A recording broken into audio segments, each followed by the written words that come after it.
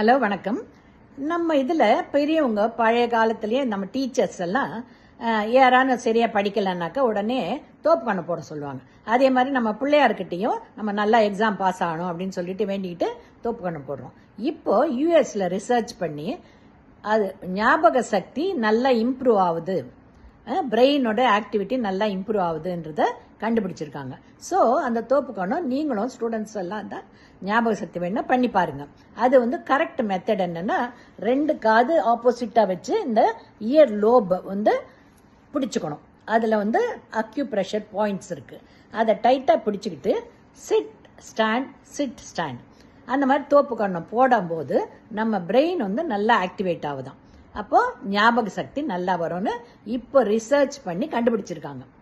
ரைட்டா? நம்ம இதெல்லாம் பழைய காலத்துலேருந்து இருந்தது, இப்போ வெளிநாட்டில் கண்டுபிடிச்சிருக்காங்க. So you also follow this. ஓகேங்களா?